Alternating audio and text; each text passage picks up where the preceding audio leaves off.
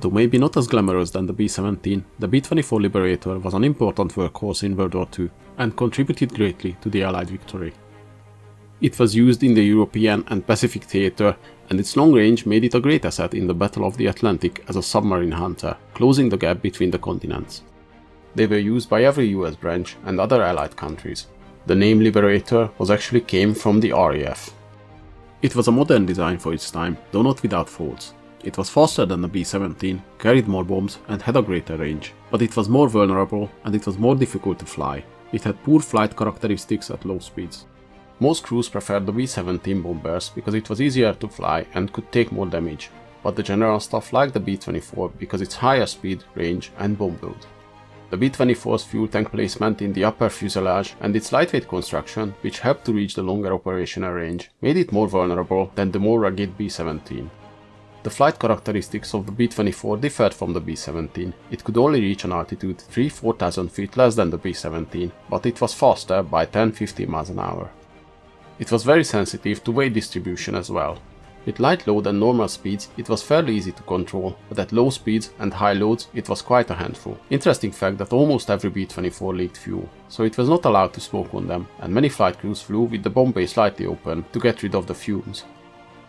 The B-24 never gained the popularity of the B-17, but in reality it was used in far bigger numbers than its counterparts. Almost 50% more B-24s were built than B-17s, with a total of more than 18,000 B-24 variants rolling out the assembly lines. The numbers are even more impressive if we take it into consideration that the B-24 production only lasted for 5 years between 1940 and 1945. The history of the Liberator starts in 1938 when the Army Air Corps approached Consolidated to build B-17s under license. The company, after some consideration, decided they will submit their own design to the Air Corps, which they thought was a more modern plane than the B-17. The new design, called Model 32, used many features from Consolidated's earlier designs. The wings and the tail section were very similar to the Model 31 flying boat. The engine nacelles similar to the one used on the PBY Catalina. The fuselage was an entirely new design though, featuring 2 bomb bays, each of them similar capacity as the B-17's bomb bay. The Army Air Corps found the design promising, and in January 1939 invited Consolidated to submit their study in a new specification, which was basically written for the Model 32 design. The plane had many modern features for its time: the shoulder-mounted Davis wing, tricycle landing gear, roll-type bomb bay doors, and many more. In March 1939, a contract for a prototype plane was given to Consolidated. The prototype was finished and flight-ready just before the end of the same year. The need for long-range planes was so high that the first orders for the B-24s were placed even before the prototype XB-24 flown. The Army Air Corps ordered 36 planes, the French Air Force 120 planes, and the RAF 164 planes. After the fall of France, the French orders were redirected to the RAF. The initial flight test, however, showed that the XB-24 lacking in some areas. Its top speed was almost 40 miles an hour lower than the specification. To fix this, the original Pratt & Whitney R1830-33 engines were replaced with turbo-supercharged R1830s. In April 1939, the Air Corps ordered 7 YB-24s. 6 of these planes were renamed LB-30A and were reassigned to the RAF. Now let's see the general technical specifications. For this we look at the B-24J version. The plane was powered by 4 Pratt & Whitney R1830 radial air-cooled engine producing 1200 horsepower each. It could reach a maximum speed of 297 miles an hour at 20,000 feet with a cruise speed of 215 miles an hour. The maximum combat range was 1540 miles, but the empty ferry range was an amazing 3700 miles. The service ceiling was 28,000 feet. It had a strong defensive armament with 10 50 caliber machine guns at 6 positions. But even more impressive was the plane's bomb load, which was 8,000 pounds at short range, 5,000 pounds at medium range, and 2,700 pounds at long range. The B-24 went through a large number of modifications and improvements during its relatively short production time, and also because its long range they were used in many roles, not just as bomber, but long-range surveillance, submarine hunter, cargo and personal carrier, even tanker planes. Here are some of the most interesting variants of this iconic plane. B-24 ST, experimental prototype built by Ford. The ST stands for single tail, and it was a B-24D version fitted with the tail section of a Douglas B-24 Dragon. It was more stable than the original B-24 design and had better handling.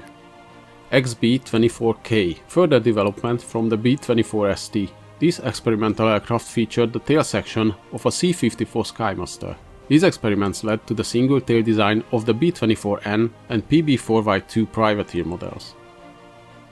Tests showed that the single-tail improved the plane's handling, especially at low and medium altitudes. The planned B-24N never went to production because the war ended and the M variant was the last in production, but the single-tail was used on the PB-4Y2 privateer and the B-32 heavy bomber, which you might see later in its own separate video. XB-41. This was a similar test project to the B-17 based heavily armed YB-40 Flying Fortress gunship. The lack of long-range fighters gave way to the idea of building heavily armed gunship models to escort the bomber formations. This variant featured 14 50 caliber machine guns, a second dorsal turret and a chin turret. Only one plane was converted, but after testing they found that with the added weight, plane's performance dropped significantly and couldn't keep up with the bomber formations. PB-4Y2 privateer, featuring a single fin tail, longer fuselage and other improvements. The turbo superchargers were removed as the plane didn't have to fly at high altitudes. The bow turret was also removed, but it featured a second dorsal turret. This variant was very successful as maritime patrol aircraft. They stayed in service after World War II and even participated in the Korean War. C-87 Liberator Express. This was a transport version of the B-24. In the early years of the war, the Allies didn't have any long-range cargo aircraft, so in 1942 they started converting B-24s to heavy cargo planes. The changes included removing the armament and strengthening the cargo floor. They had a very bad reputation amongst the flight crews. The changes made to the plane and the heavy cargo loads made it even harder to fly than the original B-24. C-109 tanker version. The C-109 was a fuel transport version of the B-24 and it was planned to support the B-29 operations on the Pacific. But in 1944 the capture of the Mariana Islands gave the B-29s a better base to operate against Japan, so the plan to build a fleet of C-109s was halted. The already converted planes were mainly used to fly fuel into China, and many of them were lost flying above the Himalayas. The RAF had their own designations for the B-24 variants, but we're not gonna go over all of them, mainly because as all British naming schemes, they are super confusing, and because I will mention the more interesting ones in the next part of our video, which is combat history. The B-24 was first used by the RAF, as they needed planes urgently, so they usually took US-made planes even before the US Army Air Corps deemed them combat ready. The first B-24 versions in RAF service were the LB-30A or Liberator C Mark Is from the first B-24 pre-production batch. These were not used as combat aircraft, they were modified as long-range cargo and logistics planes, mainly used for transatlantic flights. The later arriving B-24A variants, or Liberator B Mark I, GR Mark I or LB-30B, were still unsuitable for bomber combat missions, but they were a valuable asset as anti-submarine patrol planes. The first combat-ready version was the LB-30 or Liberator B Mark II. The fuselage on these were extended by 3 feet to accommodate another crew member as flight engineer. The planes had the turret and armament fitted in the UK, and mainly used 7.7mm guns in the turrets, similar to the ones found on the Halifax bombers. The RAF did not use the Liberators for bombing raids over Western Europe. Their B-24 bombing squadrons were used in the Middle East. The Liberators were also used in the Far East as long-range transports for covert operations by the SAS or American OSS. The most prominent and successful use for the B-24s by the RAF was their long-range submarine hunter role, as they increased the reach of the submarine hunter force and closed the gap on the Atlantic, helping the convoys heading to the UK. These submarine hunter Liberators sacrificed some armor and armament for extra fuel and were called VLR. Very long-range versions. They were equipped with radar to identify the submarines on the surface, but at first they were not very successful, as the submarines usually surfaced at night, and the radar had a minimum range of 1 km, so the target disappeared from the radar before the plane crew could spot it. This changed with the introduction of the ley light, a powerful searchlight which complemented the usage of the radar. The two combined were so successful that most submarine crews decided to surface at daytime to charge their batteries, because at least they could spot the approaching planes. US forces. The US forces used the B-24s in every theater of war: Europe, Africa, Far East, the Pacific, and on the Atlantic. In the Pacific, the B-24 and its Navy twin, the PB-4Y, took the place of the B-17s fully, and by 1943 it was the standard heavy bomber. Its greater range was extremely useful in the Pacific, not just as a bomber, but as transport and tanker version as well. At its peak there were 45 B-24 groups in the Pacific. The Liberators joined the bombing in Europe in 1942 when 13 B-24s flew from Egypt to attack the oil fields in Romania. From the end of 1942 they took part in the European strategic bombings. The first B-24 was lost over Europe in February 1943.